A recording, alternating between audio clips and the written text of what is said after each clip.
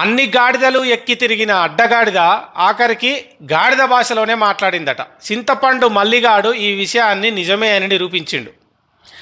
కల్వకుంట్ల కవిత గారి గురించి మాట్లాడుతూ వాడు ఏమంటాడంటే, నువ్వు బీసీవా, నీకు బీసీలకు ఏం సంబంధం, నువ్వు బీసీలతో కంచం పంచుకున్నావా మంచం పంచుకున్నావా అని బ్రోకర్ మాటలు, దిగజారుడు మాటలు మాట్లాడడం జరిగింది కవిత గారి గురించి.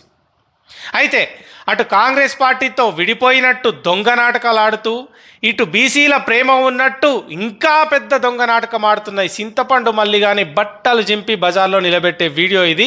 ప్రతి ఒక్కరు ఖచ్చితంగా చివరిదాకా చూసి షేర్ చేసే ప్రయత్నం చేయండి. తెలంగాణ ప్రజలు విసిరేసిన ఛాయ పైసల్ని ముష్టి విసిరేసిన ఛాయ పైసల్లోంచి పుట్టిన ఈ మల్లిగాడు, తెలంగాణ ప్రజల కంచంలోంచి విసిరేసిన ఎంగిలి మెతుకుల్లోంచి పుట్టిన ఈ మల్లిగాడు ఇలా బలుపెక్కి మదమెక్కి అడ్డగోలు మాటలు మాట్లాడుతున్నాడు.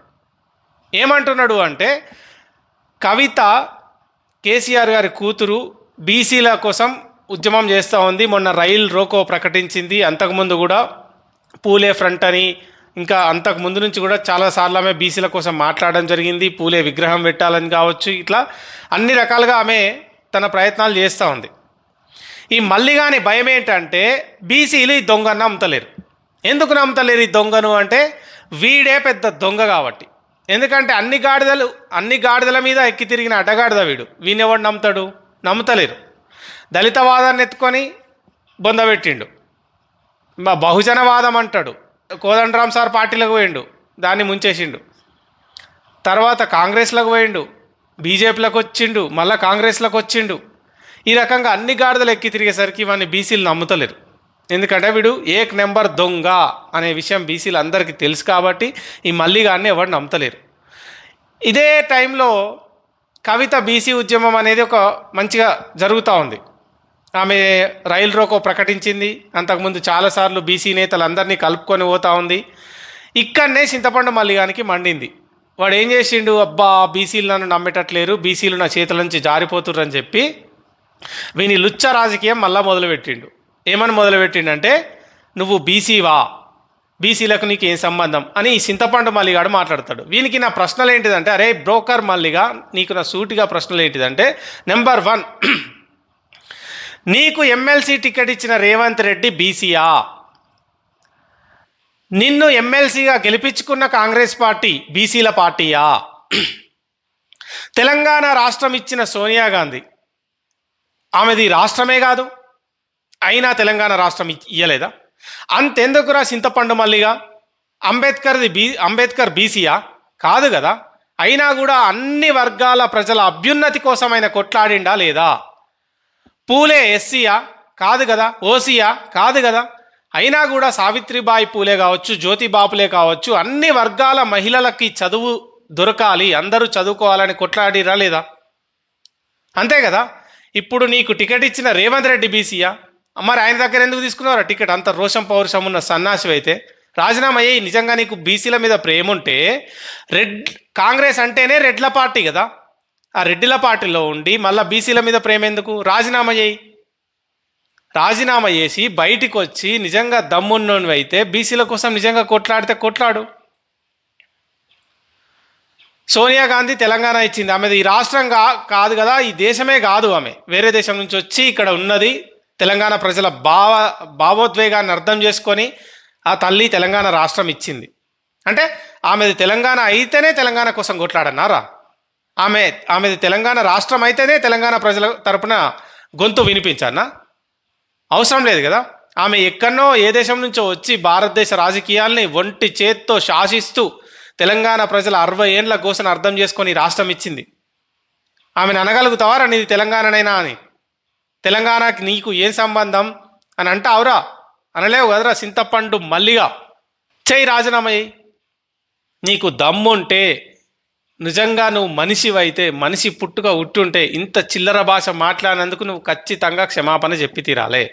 నిన్ను ఎవరు నమ్ముతారా బీసీలు? ఎన్ని పార్టీలు మార్చినవరా ఇప్పటికీ? దళితవాదాన్ని ముంచేసినావు, అంబేద్కర్ వాదాన్ని, జై భీమ్ నినాదాన్ని ఎత్తుకున్నావు, దాన్ని గాలికి వదిలేసినావు. అటు బీజేపీలోకి పోయినావు, దాన్ని గాలికి వదిలేసినావు. ఇటు కాంగ్రెస్లకు వచ్చినావు, మళ్ళీ కాంగ్రెస్లతో దూరంగా ఉన్నట్టు దొంగ నాటకాలు ఆడుతున్నావు. ఇన్ని రంగులు మార్చిన గాడిదని ఎవరైనా ఎందుకు నమ్ముతారా? నీ మీద నమ్మకం కలగాలంటే ఎట్లా? అందుకే ఇంత చిల్లరగా మాట్లాడినందుకు, ఇంత దిగజారి మాట్లాడినందుకు చింతపండు మల్లిగానికి ఓడి బియ్యం పోసే ప్రయత్నం చేసిర్రు. అరే నిన్ను ఎమ్మెల్సీని చేసింది నిరుద్యోగులకు ఒక గొంతుకు అవుతావేమో అని. ఒక్కసారి ఆడికి రారా, అశోక్ నగర్కి రా. అశోక్ నగర్కి రా, నీకు బట్టలిప్పి నీ మైలపోలు తీస్తేందుకు నిరుద్యోగులు అంతా రెడీగా ఉన్నారు. రారా. అన్ని గాలికి వదిలేసి బీసీలు నిన్ను నమ్మతలేరని తెలిసి నువ్వు దొంగనా కొడుకు అనే విషయం బీసీలకు అర్థమైంది కాబట్టి ఈ చిల్లర డ్రామాలు ఆడుతున్నావా? అంటే బీసీ కాకపోతే బీసీ కోసం కొట్లాడొద్దా? నీ లెక్క ప్రకారం చూస్తే అంబేద్కర్ కూడా బీసీ కాదు అంటే ఆయన ఓన్లీ ఎస్సీల కోసమే కొట్లాడన్నారా? నీలాంటి చిల్లర నా కొడుకుల వల్లనే కదా అన్ని వర్గాలకు న్యాయం చేసినా కూడా, అన్ని వర్గాలలో అభ్యున్నతి కోరుకొని వాళ్ళ అభ్యున్నతికి కృషి చేసినా కూడా ఇవాళ అంబేద్కర్ని కేవలం దళిత నాయకుడిగానే ఎందుకు గుర్తిస్తున్నారంటే నీలాంటి చిల్లర నా కొడుకులు మాట్లాడే ఇలాంటి చిల్లర మాటల వల్లనే కదరా. నీకు ఛాయ పైసలు ముష్టేసిన దానిలలో బీసీలే ఉన్నారా? వేరేటోళ్ళు ఎవరు లేరా? మరి వాళ్ళతో ఏం పంచుకున్నావురా? నిన్ను ఎమ్మెల్సీగా గెలిపించడం కోసం ఓట్లేసిన వాళ్ళలో బీసీలే ఉన్నారా? వేరేటోళ్ళు ఎవరు లేరా? అయినా నువ్వు బీసీ వాదం ఎత్తుకుంటే చిల్లర నా కొడుక ఒక ఆడబిడ్డను అడ్డం పెట్టుకొని ఇలాంటి చిల్లర మాటలు మాట్లాడితే బీసీలే నిన్ను చెప్పులతోడు కొట్టి ఊరేగిస్తారు. బీసీలే ఊరేగిస్తారు. ప్రతి అడ్డమైన విషయాన్ని తీసుకొచ్చి వీడు బీసీలకు లింక్ పెడతా ఉంటాడు. వీడు పెద్ద దొంగ, ఏక్ నెంబర్ చోర్ వీడు. బీసీ బిడ్డలారా వీని నమ్మొద్దు, వీని నమ్మొద్దు. ఇప్పటికైనా ఆ 42%కి చట్టబద్ధత కల్పించే ప్రయత్నం వీడు చేస్తాడా? అడిగిండా వీడు ఎప్పుడైనా? చెయ్యడు వాడు. దొంగ నాటకం, బీసీల మీద ప్రేమ ఉన్నట్టు దొంగ నాటకాలు ఆడతాడు వీడు. నిజంగా నీకు బీసీల కోసం కొట్లాడే ఉద్దేశమే ఉంటే నీ పార్టీకి రాజీనామా చేయి, నీ పదవికి రాజీనామా చేయి. ఒక రెడ్డి ఇచ్చిన పదవి అది, నువ్వు రెడ్ల పార్టీలో ఉంటున్నావు, రాజీనామా చేయి, బీసీల కోసం నిలబడు. అంతే తప్ప నువ్వు చేసే ప్రతి బ్రోకర్ పనికి, నువ్వు మాట్లాడే ప్రతి లుచ్చా మాటకి తీసుకొచ్చి బీసీలకు సంబంధం అంటగడితే మాత్రం బీసీలు ఊరుకోరు బిడ్డ. నిజాయితీగా, నీకు నిజంగా దమ్ముంటే నిజాయితీగా కొట్లాడు. లుచ్చా మాటలు మాట్లాడకుండా ఉద్యమాలు చేయి, చిల్లర మాటలు మాట్లాడకుండా ఉద్యమం చేయి. బీసీ కాకపోయినా అంబేద్కర్ ఎట్లయితే అన్ని వర్గాల అభ్యున్నతి కోసం కొట్లాడిండో అట్లా నిజాయితీగా చేయి. అంతే తప్ప చిల్లర మాటలు మాట్లాడుతా అంటే మాత్రం బిడ్డ